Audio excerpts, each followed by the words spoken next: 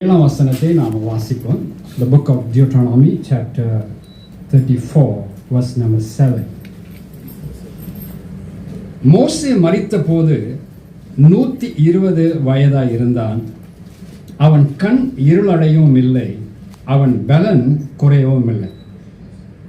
மோசே மரித்த போது 120 வயதாய் இருந்தான். அவன் கண் இருளடையவும் இல்லை, அவன் பலன் குறையவும் இல்லை.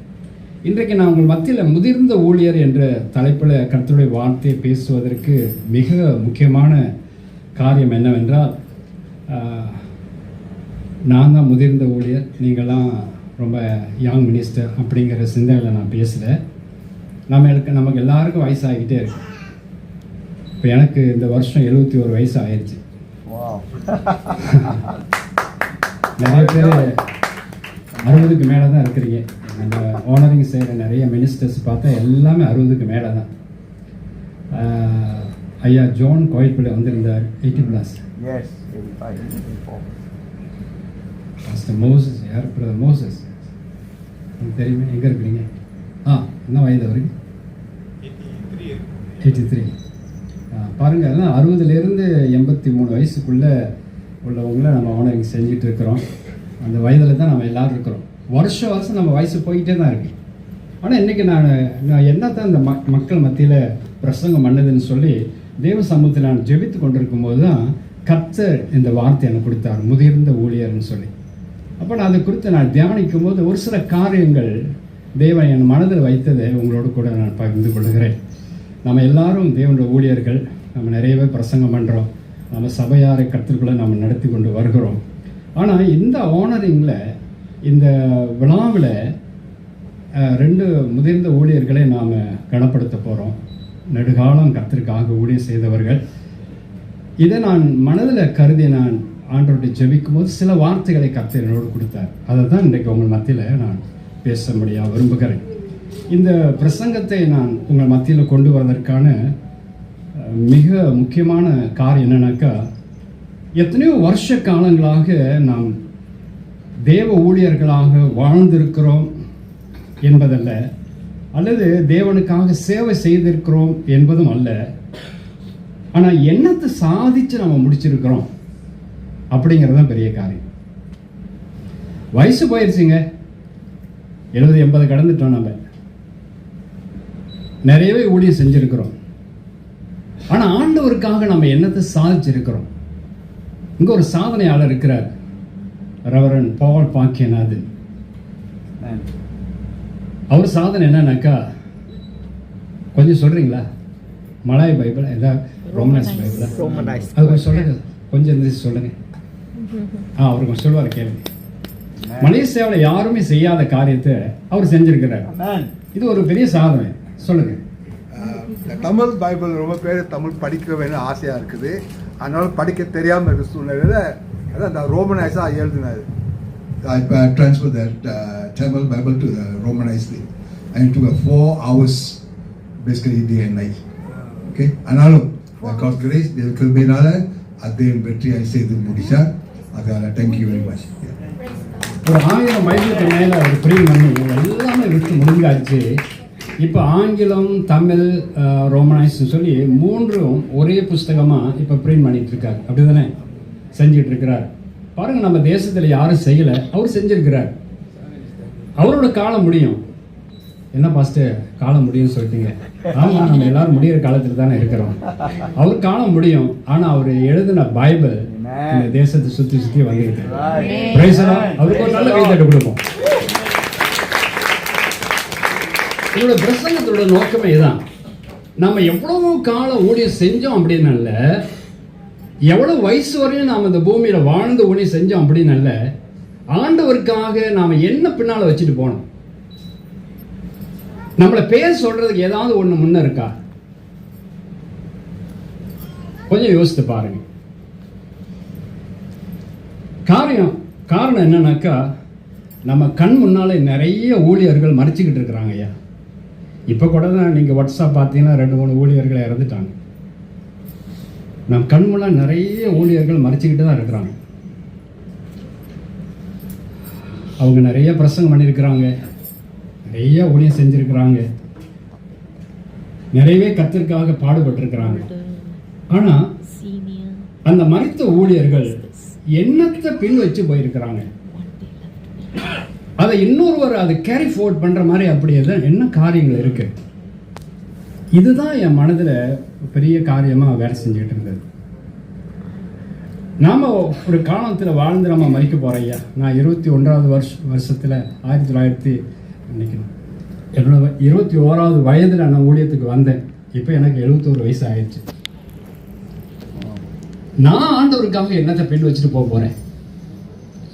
எனக்கு பின்னால வருகிற என் குடும்பமோ என்னுடைய சபை ஃபாலோவர்ஸோ என்னத்தை கேரி ஃபார்வர்ட் பண்ண போறாங்க? அப்படி நான் என்னத்தை சாதிச்சிருக்கிறேன்?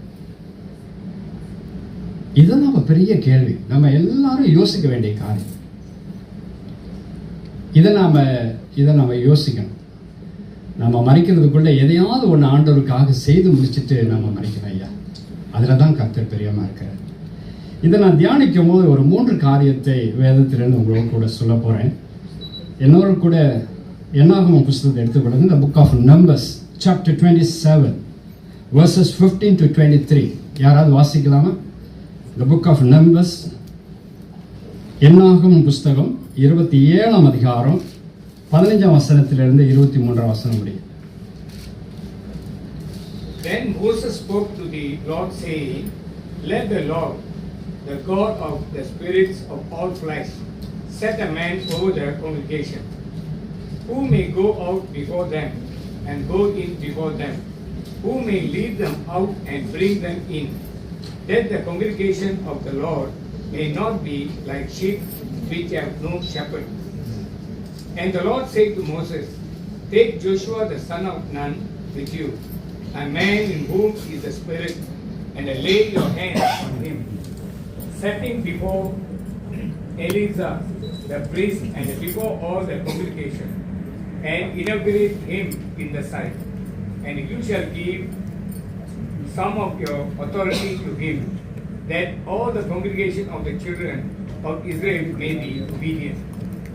He shall stand before Eleazar the priest, who shall inquire before the Lord for him by the judgment of Urim.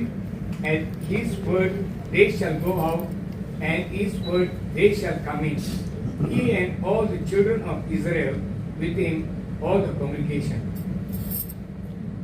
வேதாகமத்தில் வாசிக்கப்பட்ட இந்த வேத பகுதி கொஞ்சம் கவனிச்சு பாருங்க. இங்க என்ன ஒரு காரியம்னா, மோசே கிட்டத்தட்ட 120 வருஷங்கள் அவர் இந்த பூமியை வாழ்ந்து மறிக்க போறார். அவரோட மினிஸ்ட்ரியை கேரி ஃபார்வர்ட் பண்றதுக்கு ஒரு ஆள் வேணும்.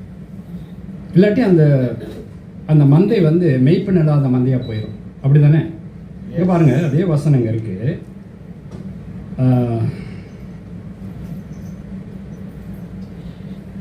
15ஆம் வசனத்திலிருந்து நான் வாசிக்கிறேன் பாருங்க. அப்பொழுது மோசே கர்த்தரை நோக்கி, கர்த்தருடைய சபை மேய்ப்பன் இல்லாத மந்தை போல் இராதபடிக்கு அந்த சபைக்கு முன்பாக போக்கும் வரத்துமா இருக்கும்படிக்கும் அவர்களை போகவும் வரவும் பண்ணும்படிக்கு மாம்சமான யாவருக்கும் ஆவிகளுக்கும் தேவனாய கர்த்தர் ஒரு புருஷனை அவர்கள் மேல் அதிகாரியாக ஏற்படுத்த வேண்டும் என்றார். இது மோசே 120 வயசு அவன் மறிக்க போறான். அவன் ஆண்டவர்கிட்ட இந்த கோரிக்கை கொண்டு வரான். எனக்கு பிற்பாடு இத்தனை லட்சம் மக்களை தொடர்ந்து நடத்துறதுக்கு ஒரு மனுஷன் வேணுமே அப்படின்னு ஆண்டவர்கிட்ட கேட்க. அப்போ ஆண்டவர் என்ன சொல்றாரு? 18ஆம் வசனம் பாருங்க. கர்த்தர் மோசேயை நோக்கி, ஆவியை பெற்றிருக்கிற புருஷனாகிய யோசுவா என்னும் நூனின் குமாரனாக நீ தெரிந்து கொண்டு அவன் மேல் உன் கைகளை வை அப்படிங்கிறார். நல்லா கவனிங்க. இது நம்ம எல்லாம் தேவனுடைய ஊழியர்கள். இப்போ நீங்கள் எல்லாம் ஊழியம் செஞ்சுட்டு இருக்கிறீங்க. ஒரு சிலர் மெயின்லைன் சர்ச்சஸில் இருக்கிறீங்க. அப்படின்னா உங்கள் சபைக்கு வேற ஒரு ஊழியரை அவங்களுடைய டினோமினேஷன் மூலியமாக ஸ்தாபனத்தின் வழியாக ஏற்படுத்துவாங்க. அது ஓகே. ஓடப்படுது independence churches. நீங்கள் தான் அந்த சபைக்கு தலைவர். உங்களுடைய காலத்துக்கு பிற்பாடு யார் அந்த சபையை கேரி ஃபார்வர்ட் பண்ண போறாங்க? யார் அந்த சரியான நபர்? யார் ஆண்டவர் ஏற்படுத்தப்பட்ட ஆள்? இன்னைக்கு நிறைய பேர் யாரை ஏற்படுத்துறாங்க? என் ஊழியத்தை யார் செய்யணும்? என் பிள்ளைகள் செய்யணும். அந்த பிள்ளைகள் தான் ரைட் பர்சனா? போய் யோசித்து பாருங்க. இது உங்க மாம்சத்தில் எடுத்த முடிவா, இல்லை கர்த்தர் அந்த சபையை விசாரிக்கிறதுக்கு ஒரு ஆளை ஆண்டவரை ஏற்படுத்தினாரா? அப்ப ஆண்டவர் ஏற்படுத்துறதுக்கு நீங்க தேவ சமூகத்தில் உட்கார்ந்து ஜெபம் பண்ணி ஒரு ஆளை அப்பாயின்ட் பண்றீங்களா, அல்லது என் மினிஸ்ட்ரியை வந்து என்னோட பிள்ளைங்க தான் செய்யணும் அப்படின்னு சொல்லி யாராவது ஒரு பிள்ளைங்களை ஏற்படுத்துறீங்களா? எனக்கு இதை பேசும்போது ஒரு காரியம் ஞாபகம் வருது. இந்தியாவில் வந்து சுந்தர்னு சொல்லி ஒரு ஊழியக்காரர், நெடுகாலம் பெரிய முதிர்ந்த ஊழியக்காரர், அவர் மரித்து போனார். அவர் மரித்து போகிறதுக்கு முன்னதாக அவர் பிள்ளைகளெல்லாம் அவரோட தான் இருந்தாங்க. அந்த பிள்ளைகளை ஊழியத்துக்கு கொண்டு வரலை. யார் கொண்டு வந்தாருன்னா அவருடைய அசிஸ்டன்ட் பாஸ்டரை வந்து அப்பாயிண்ட் பண்ணார். நிறைய பேருக்கு கேள்வி, ஏன் அவர் பிள்ளைகளை கொண்டு வரல? ஏன்னா ஆயிரக்கணக்கான மக்கள் இருந்த சபை. ஆனால் சுந்தர் தான் இருந்தார். அவர் பேர் சுந்தர் தான், ரெண்டாவது வந்த மனுஷன். நாட்கள் கடந்தது, அவரும் மரித்து போனார். இப்போ நான் என்ன கேள்விப்பட்டேன்னா, அமெரிக்காவில் அவருடைய மகன் இருந்தார் போல, அவரை கொண்டு வந்து அந்த ஊழியக்காரர் இருந்தார் ஆரம்பத்தில் இருந்தவர், அந்த ஊழியக்காரோட மகன் தான் இப்போ அந்த சபை எடுத்து நடத்த ஆரம்பித்தார். எடுத்த கையோட நிறைய பிளவுகள் வந்து நிறைய பேர் பிரிஞ்சு போயிட்டாங்க அந்த சபையில் விட்டு. இப்போ நான் என்ன கேட்குறேன்னா, இங்கே எழுதப்பட்ட வசனத்தை கவனிக்கணும். கர்த்தருடைய சபை மேய்ப்பன் இல்லாத மந்தை போல் இராதபடிக்கு அந்த சபைக்கு முன்பாக போக்கும் வரத்துமாக இருக்கும்படிக்கு அவர்கள் போகும் வரவும் பண்ணும்படிக்கு மாம்சமான யாவருக்கும் ஆவிகளுக்கும் தேவனாக கர்த்தர் ஒரு மனுஷன் அவருக்கு மேல் அதிகாரியாக ஏற்படுத்தணும் என்று மோசே தேவன் வேண்டிக் கொள்ள தேவனே ஒரு ஆளை அப்பாயிண்ட் பண்ணுறார். அவன் பேர் தான் யோசுவா. இப்போ நல்லா கவனிச்சு கொள்ளுங்க. நிறைய பேர் தனியாக சபை ஊழியத்தை செஞ்சுக்கிட்டு இருக்கிறீங்க. உங்களுக்கு பிற்பாடு யார்? உங்கள் மனைவியா, இல்லை உங்களுடைய அசிஸ்டன்ட் பாஸ்டரா, இல்லை வேறு யாராவது கொண்டு வர போகிறீங்களா, இல்லை உங்கள் பிள்ளைங்களை கொண்டாந்து வைக்க போகிறீங்களா? என்ன செய்ய போகிறீங்க? ஆனால் என்ன கேட்டிங்கன்னா, இங்கே ஒரு அழகான ஆலோசனை இருக்குது. நீங்கள் ஜெபம் பண்ணி அந்த ரைட் பர்சனை நீங்கள் கொண்டு வரணும்.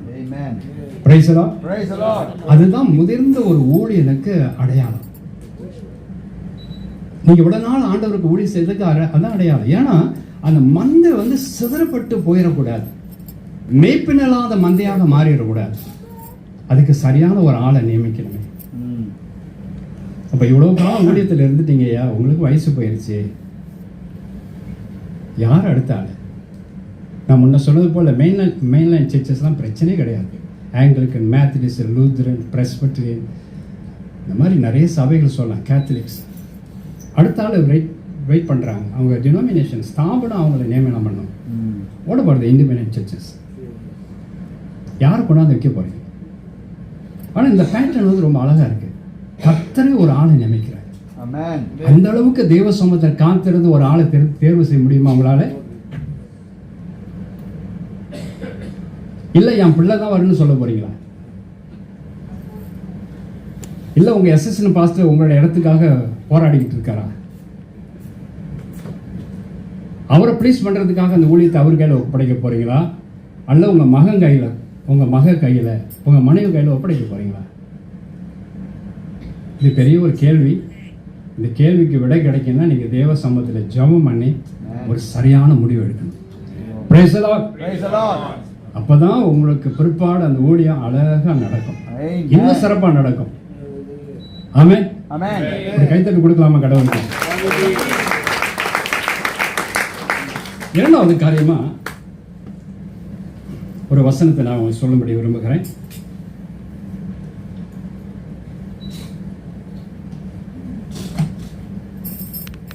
அப்போஸ்தலர்கள்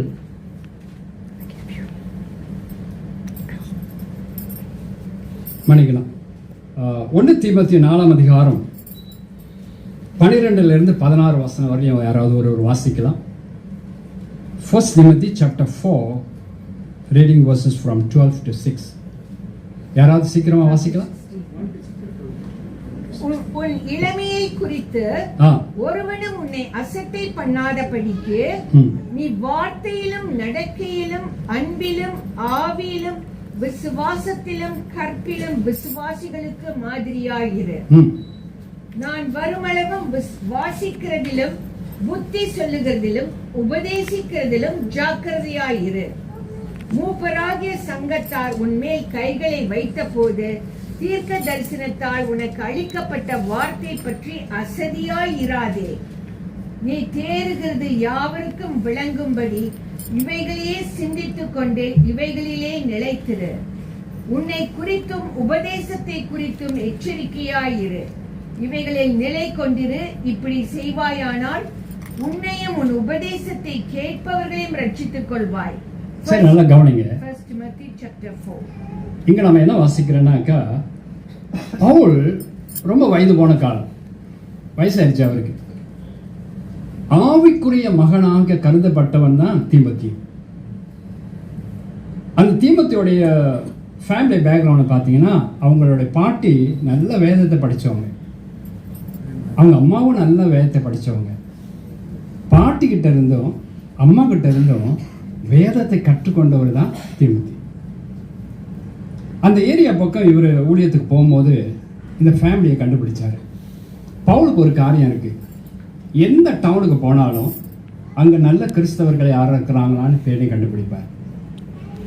அப்படி தேடி கண்டுபிடிச்சது தான் இந்த குடும்பம். அப்போ அந்த இளம் பையன், ரொம்ப சின்ன பையன், வாலிப பையன், அந்த வாலிப பையனோட அவர் பேச ஆரம்பித்தார். அவன் ரொம்ப பக்தியான ஒரு பையனாக வளர்ந்துருக்கிறான். அதனால் இவனை ஊழியத்துக்கு கொண்டு வரணும், இவன் ஊழியத்தை நடத்துன்னு சொல்லி பிரியப்பட்டார். ஆக அவனுக்கு ஊழியத்தை பற்றி பேச ஆரம்பித்தார். அவனுக்கு அந்த ஊழியத்தில் ஆர்வம் வந்தது. பிற்காலத்தில் எபேசு பட்டணத்தில் ஒரு திருச்சபையை திறந்து அந்த பட்டணத்தில் அந்த சபைக்கு அவனை பாஸ்டர் அப்பாயிண்ட் பண்ணார். இப்போ நான் ஒரு காரியத்தை உங்களுக்கு நான் சொல்ல போகிறேன்.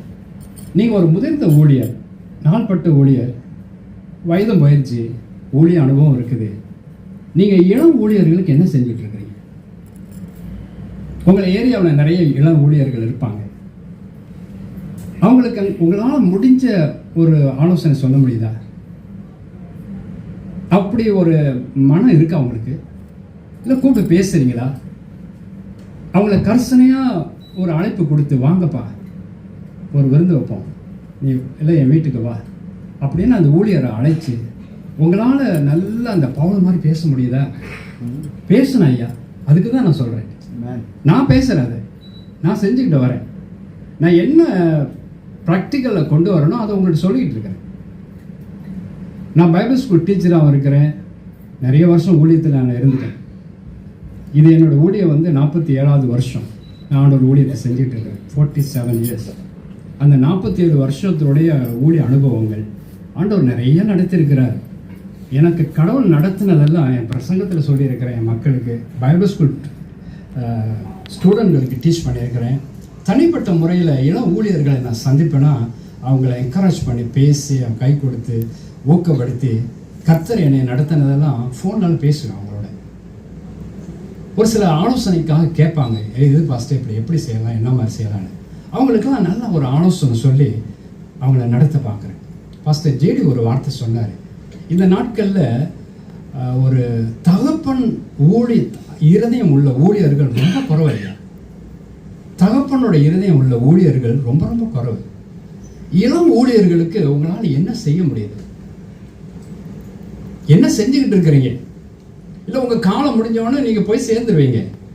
நீங்கள் பெற்றுக்கொண்ட எவ்வளோ அபிஷேகம் இருக்குது, எவ்வளோ கிருபைகள் இருக்குது, எவ்வளோ தாளந்துகள் இருக்குது, எவ்வளோ திறமைகள் இருக்குது. அதை இளம் ஊழியர்களுக்கு பின் வச்சுட்டு போகலாம் இல்லையா? நடத்தலாமா நடத்தக்கூடாதா? அழகாக செய்யலாம். நான் அதை செய்கிறேன். அதனால தான் நான் சொன்னேன். இப்போ நம்ம ஆனரிங் செய்கிறோம். ஒரு சிலர் பார்த்தீங்கன்னா பாஸ்டர் ஊழியத்திலிருந்து ரிட்டையர்மெண்ட் ஸ்டேஜ் ஆயிட்டாங்க. இப்போ ஒரு சிலர் அப்படியே வீட்டோட அடங்கி இருக்கிறாங்க. எங்கேயாவது ஊழியம் கொடுத்தா தான் செய்கிறாங்க, இல்லாட்டி அது இல்லை. எனக்கு தெரிஞ்ச ஒரு பாஸ்டர் அவங்க மருமகனுடைய சபை திறந்திருக்கிறார், அங்கே போய் உட்காந்துருக்கிறார். அவர் மருமகன் ஏதாவது ப்ரீச்சிங் ஆப்பர்ச்சுனிட்டி கொடுத்தா தான் பேசுவார், இல்லை வெளியில் யாராவது பாஸ்டர்ஸுங்க அழைப்பு கொடுத்தா தான் போவார், இல்லாட்டி இல்லை. அவர் கிட்டத்தட்ட 45-47 வருஷங்கள் ஊழியம் செஞ்ச ஒரு ஊழியர் அப்படி ஒடுங்கி போயிருக்கிற மாதிரி இருக்கிறார். இப்போ நான் என்ன சொல்கிறேன்னா, நீங்கள் ஒடுங்கி இருக்கிறதுக்காக ஆண்டவர் உங்களை அழைக்கல ஐயா. இந்த பவுலை பாருங்க, அவருடைய திறமைகள், தாளந்துகள், கிருபைகள் எல்லாமே இளம் ஊழியர்களுக்கு பாஸ் பண்ணிட்டு இருக்காரு. Yes, amen. இன்னைக்கு நம்மளால நாம அதை செய்யணும். Praise the Lord. Praise the Lord. நாம செய்யணும் ஐயா. Amen. எல்லாமே சரியா இருப்பாங்கன்னு சொல்ல முடியாது. Yes. சரி இல்லாதவங்கள சரிப்படுத்துறது தான் நம்மளோட வேலை. Hallelujah. ஆமென். Amen. அதை நாம செய்யணும். Yes. ஏறத்தாழ அப்படி இப்படி தான் இருப்பாங்க மக்கள். ஆனா நாம நிறைய கால ஊழியத்தில் இருக்கிறோம் இல்லையா? நாம என்னத்தை நமக்கு பின்னால உள்ளவங்களுக்கு பின் வச்சுட்டு போறோம். இதையாவது செய்யலாம் இல்லையா? பவுல் அது செஞ்சார். நாமளும் செய்யலாம் தானே? கடைசியா ஒரே ஒரு வார்த்தை சொல்லி நான் முடிக்கிறேன். 2 ராஜாக்களின் புஸ்தகம் 13ஆம் அதிகாரம் வசனம் 14, வசனம் 20, வசனம் 21. 2 Kings chapter 13, reading verses 14, 20 and 21. வாசிக்கலாம். 2 ராஜாக்கள் 13ஆம் அதிகாரம் வசனம் 14. அவன் நாட்களில் எலிசா மரணத்துக்கு ஏதுவான வியாதியாய் கிடந்தான். அப்பொழுது இஸ்ரவேலின் ராஜாவாகிய யோவாஸ் அவனிடத்துக்கு போய் அவன் மேல் விழுந்து அழுது, என் தகப்பனே, என் தகப்பனே, இஸ்ரவேலுக்கு ரதமும் குதிரை வீரருமாய் இருந்தவரே என்றான். எலிசா அவனை பார்த்து, வில்லையும் அம்புகளையும் பிடியும் என்றான். அப்படியே வில்லையும் அம்புகளையும் பிடித்துக் கொண்டான். அப்பொழுது அவன் இஸ்ரவேலின் ராஜாவை நோக்கி, உம்முடைய கையை வில்லின் மேல் வையும் என்றான். அவன் தன் கையை வைத்த போது எலிசா தன் கைகளை ராஜாவுடைய கைகளின் மேல் வைத்து 20, 21 மட்டும் வாசிக்கப்ப. எலிசா மரணமடைந்தான். அவனை அடக்கம் பண்ணினார்கள். மறு வருஷத்திலே மேவாபியரின் தண்டுகள் தேசத்தில் வந்தது. அப்பொழுது அவர்கள் ஒரு மனுஷனை அடக்கம் பண்ண போகையில் அந்த தண்டை கண்டு அந்த மனுஷனை எலிசாவின் கல்லறையில் போட்டார்கள். அந்த மனுஷனின் பிரேதம் அதிலே விழுந்து எலிசாவின் எலும்புகள் மேல் பட்டபோது அந்த மனுஷன் உயிரடைந்து தன் கால்களை ஊன்றி எழுந்திருந்தான். சரி, நல்லது. வாசிக்கப்பட்ட அந்த வேத பகுதி உங்களுக்கு எல்லாம் தெரிஞ்ச ஒரு வேத பகுதி தான். இன்னைக்கு நான் உங்களுக்கு என்ன சொல்ல இருக்கிறேன்னாக்கா, 2 ராஜாக்கள் 13ஆம் அதிகாரம் 14ஆம் வசனத்தில் மேல் பகுதி மட்டும் தமிழ் வேதாகமத்தில் எலிசா மரணத்துக்கு ஏதுவாக வியாதிப்பட்டிருந்தார். சரிங்களா? எலிசா மரணத்துக்கு ஏதுவாக வியாதிப்பட்டிருந்தார். இந்த யார் இந்த எலிசா? எலியாவினால ஊழியத்துக்கு கொண்டு வரப்பட்டவன் தான் எலிசா. இப்போ அவனும் வயது போயிடுச்சு பாருங்க.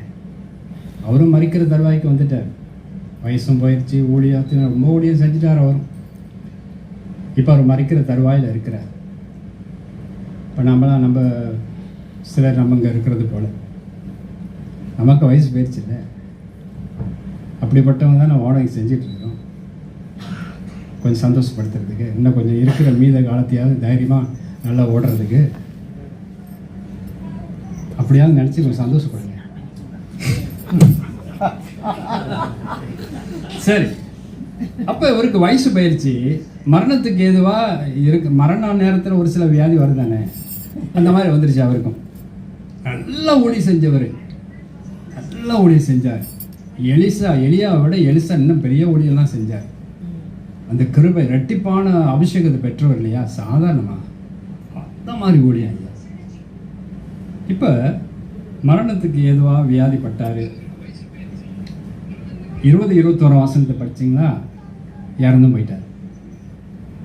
அவர் கொண்டு போயிட்டு அடக்கம் பண்ணிட்டாங்க. இப்போ வசனம் என்ன சொல்லப்பட்டிருக்குனாக்கா, அந்த நாளில் ஒரு சண்டை ஒன்று வருது.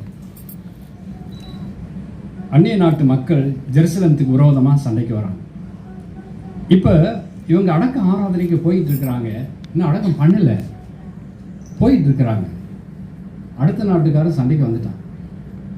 இந்த பணத்தை எங்கே வைக்கணும்னு தெரியலையான்னு சொல்லி சுற்றி முற்றி பார்த்தாங்க. ஒரு கல்லர் ஒன்று இருந்துச்சு. யாரோட கல்லர்? எலிசாவோட கல்லர். எலிசா மறித்து சரியாக 1 வருஷம் ஆயிருக்கு. அந்த கல்லறையில் தூக்கி போட்டாங்க அந்த பாடியை. அது எலும்புகள் தான் கிடக்குது. அந்த காலத்தினுடைய சவ அடக்க ஆராதனை எப்படி நடக்குனாக்கா, ஒரு பெஞ்ச் மாதிரி இருக்கும். துணியை சுற்றி அந்த பெஞ்சு மேலே அப்படியே வச்சுருவாங்க. இயேசுநாதரோட கல்லறை தான் கல்லறை அந்த வாய் வந்து மூடப்பட்டிருந்துச்சு. எலிசாவோட கல்லறை மூடல போல இருக்கு, அப்படிதானே? அது என்றும் திறந்திருக்கிற மாதிரி திறந்திருக்கு போல இருக்கு. தூக்கி உள்ள போட்டாங்க. உள்ள போட்டவொடனே நேராக எது மேலே போய் விழுந்திருக்கு? எலிசாவுடைய எலும்புகள் மேலே போய் விழுந்தது. விழுந்த மாத்திரத்தில் என்ன ஆயிட்டு சொல்லுங்க?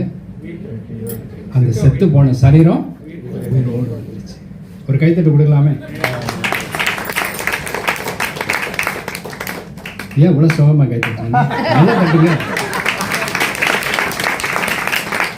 சரி, இங்க உள்ள காரணம் என்னன்னா, எலிசா என்ற மனுஷன் செத்து போய் 1 வருஷம் ஆச்சு. இப்ப வெறும் எலும்புகள் தான் கிடக்கு. அந்த எலும்புகள் மேல ஒரு மரித்தவனுடைய பாடி போட்ட உடனே உயிரோட எழுந்துட்டான். எப்படி நடந்துச்சு? நம்மளுடைய பாஸ்டர்ஸ் நிறைய பேர் இறந்துருக்கிறாங்க. அவங்க பாடி மேல ஒரு பாடி போட்டா எழுந்திருப்பாங்களா? எனக்கு இந்த சர்மன் ப்ரிப்பேர் பண்ணும்போது எனக்கு ஒரு கேள்வி இருந்துச்சு. எத்தனையோ ஊழியக்காரங்க மறைச்சிட்டாங்க ஐயா. மண்ணை தோண்டி வராது உயிரோடு இருக்கிறவன செத்து போனவனை இப்போதான் செத்து போன அவனை கொண்டு போய் அந்த எலும்பை மேல போட்டு பார்க்கலாமா? இதெல்லாம் நடக்குமா? அப்படியாவது ஒரு உயிர் தெரிஞ்சல் வருமே. எனக்கு தெரியல, யாரும் ட்ரை பண்ணி பார்க்க மாட்டாங்க. ஆனால் நான் என்ன சொல்ல வரேனாக்கா, இவன் எப்படிப்பட்ட பரிசுத்தவானா இருந்தா, எப்படிப்பட்ட கிருபைகளை தேவனிடத்து பெற்றவனா இருந்தா, எப்படிப்பட்ட மகிமை அவன் பெற்றவனா இருந்தா, அவன் செத்து போயும் அவனுடைய எலும்புகளுக்கு அந்த வல்லமை இருந்திருக்கு. நாமளும் ஒரு நாளைக்கு மறிப்போம், நம்மளையும் கொண்டு அடக்கம் பண்ணுவார்கள். ஒருவேளை நாம செத்து போய் ரொம்ப நாள் ஆச்சுன்னு, 10 வருஷம் ஆச்சுன்னு சொல்லி இன்னொரு பாடியை அதே குழியில தோண்டி புதைப்பாங்க. எல்லா எலும்புகளை எடுத்துட்டாலும் எவ்வளவு பெரிய எலும்பு கிடைச்சா கூட செத்து போன உயிரோட எலும்புன்னு தானே எலும்பு கொடுமா? நான் ஒரு விளையாட்டா பேசல. எந்த அளவுக்கு இந்த எலிசா பரிசுத்தவானா இருந்திருந்தா இப்படிப்பட்ட ஒரு காரியம் நடந்திருக்கும். எந்த அளவுக்கு கர்த்தருடைய மகிமை பெற்றவனா இருந்திருந்தா இப்படிப்பட்ட ஒரு காரியம் நடந்திருக்கும். எந்த அளவுக்கு தேவனுடைய கிருபை பெற்றவனா இருந்திருந்தா இந்த அளவுக்கு ஒரு காரியம் நடந்திருக்கும். இன்றைக்கு இதை கொஞ்சம் ஆப்போசிட்டா பேசுறேன். நம்ம இறந்தவனை பத்தி பேசி பிரயோஜனம் இல்லை. நமக்கு காலங்கள் போயிட்டு இருக்கு. நாம என்ன உயிரோடு இருக்கிறோம். நாம் என்ன எவ்வளவு நல்ல காரியத்தை செய்ய முடியும்? நசரேயனாகிய இயேசுவை தேவன் பரிசுத்த ஆவினால் வல்லமையினால் அபிஷேகம் பண்ணி இருந்தார். தேவன் அவரோடு கூட இருந்தபடியினால் அவர் நன்மை செய்கிறவராயும் பிசாசின் வல்லமையில் அகப்பட்ட யாவரையும் குணமாக்குறவராயும் சுற்றி திரிந்தார். அதே அபிஷேகத்தின் வல்லமை தான் நமக்குள்ள இருக்கு. அப்போஸ்தலர் 1:8 நம்ம என்ன வாசிக்கிறோம்? பரிசுத்த ஆவி உங்களிடத்தில் வரும்போது நீங்கள் பலன் அடைந்து எருசலேமில் யூதேயா முழுவதிலும் சமாரியும் பூமியின் கடைசி பரியந்தம் மட்டும் எனக்கு சாட்சிகளாக இருப்பீர்கள். இன்னைக்கு நம்ம எப்படிப்பட்ட சாட்சிகளாக இருக்கிறோம்? நமக்கு வயசு போயிட்டு இருக்கு. நம்ம அந்த கிருபைகளை பெற்றிருக்கோம் தானே? நமக்குள்ள அந்த அபிஷேகம் இருக்கு தானே? எத்தனை கிருபைகள், இந்த எத்தனை காரியத்தை நாம் தேவனுக்காக செய்து கொண்டிருக்கோம். எவ்வளவு காரியத்தை கர்த்தருக்காக நம்ம செய்து கொண்டிருக்கிறோம். நம்மளால குணமாக்கப்பட்டவர்கள் எவ்வளவு பேர் இருக்கிறாங்க? நம்மளால விடுதலை ஆக்கப்பட்டவர்கள் எவ்வளவு பேர் இருக்கிறாங்க? இன்னைக்கு திருச்சபையில் ஒரு சோகமான காரியம் என்ன தெரியுங்களா? விசுவாசிகள் பல வருஷங்களா இருக்கிறாங்க, இன்னும் பலவிதமான வியாதியில் இருக்கிறாங்க. நமக்கு ஹீலிங் சர்வீஸ் வெளியில இருந்து ஆளை உள்ள கொண்டு வர வேண்டிய அவசியம் இல்லை. ஹீலிங் சர்வீஸ் சபைக்குள்ளே நடத்தலாம். ஒவ்வொரு வரிசையிலும் கணக்கு பண்ணி பார்த்தா ஏதாவது ஒரு வியாதி உள்ளவங்க இருக்குதாங்க செய்யறாங்க. சபைக்குள்ள இருக்கிறாங்க, பல வருஷமா வியாதியஸ்தர் இருக்கிறாங்க. மனசார சொல்லி பாருங்க, உங்க சபையில இல்லைன்னு இருக்கிறாங்க இல்லையா? அப்ப நாம என்ன பெற்றிருக்கிற அபிஷேகம் என்ன வேலை செஞ்சுட்டு இருக்கு? பாஸ்டர் இப்படி ஒரு கேள்வி கேட்டக்கூடாது. நாம பெற்றிருக்கிற அபிஷேகம் என்ன வேலை செஞ்சுட்டு இருக்குது? வெளியில இருந்து வியாதியஸ்தரை கொண்டு வந்து நாம ஹீலிங் மீட்டிங் நடத்துறோம். ஆனா சபைக்குள்ள இருக்கிறவங்கள இன்னும் வியாதியில இருக்கிறாங்களே பல வருஷமா, அவங்களுக்கு நம்ம என்ன செய்து கொண்டிருக்கிறோம்? அப்ப அன்றைய நாள்ல வேலை செஞ்ச அந்த அபிஷேகத்தின் வல்லமை இன்னைக்கு வேலை செய்யாம இருக்குதா? ஒரு சில பிசாசின் வல்லமையில் அகப்பட்டு இருக்கிறாங்க. எப்ப கை வச்சாலும் ஆளுது. ஆனா இன்னும் சபைக்குள்ளதான் இருக்கிறாங்க. பாஸ்டர் ஜெர்மனி பார்த்துட்டு விட்டுட்டாரு. யாராவது ஒரு ஊழிக்காரர் வந்து மறுபடியும் அவங்க கொண்டு போறாங்க, அப்பயும் லேசா கொஞ்சம் ஆடுது, அப்பாவும் விரட்ட முடியல. அந்த மாதிரி கேசஸ்லாம் இருக்கு சபைக்குள்ள. ஏன் இப்படிலாம் இருக்கு? அப்படின்னா நம்ம என்ன செய்துகிட்டு இருக்கிறோம்? நான் தேவனால பெற்றிருக்கிற அபிஷேகத்தை வச்சு நம்ம என்ன செய்யறோம்? இங்க செத்து போன ஒரு மனுஷனோட எலும்பு பட்டு இன்னொருத்த உயிரோடு எழுந்துட்டான். அவன் மாதிரி ஒரு ஆள் வேணும் சபைக்குள்ள. அப்படியா? நாம தான் இருக்கிறோமே, நாம செய்யலாமே. ஆனா நம்ம இன்னும் செய்யலையே. செஞ்சுக்கிட்டு தான் இருக்கிறீங்க, ஆனா அந்த அளவுக்கு இன்னும் நாம செய்யாம இருக்கிறோம். நம்ம சபையில் என்ன வியாதிஸ்தர் இருந்துகிட்டே தான் இருக்கிறாங்க. அவங்கள நம்ம எப்போ குணமாக்குறது? அப்போ நம்ம வெளியிலேருந்து இன்னொரு ஒரு ஹீலிங் சர்வீஸ் தேவையான்னு கூட கேள்வி இதில் எழும்புது இல்லையா? அப்போ நான் உங்களை மனமடிவாக நான் பேசலை. நான் என்ன ஒரு ஆலோசனை சொல்ல விரும்புகிறேன்னா, நம்ம இன்னும் கிருபைகளை பெறணும். ஆமென். லூக்கா 10:19 என்ன வாசிக்கிறோம்?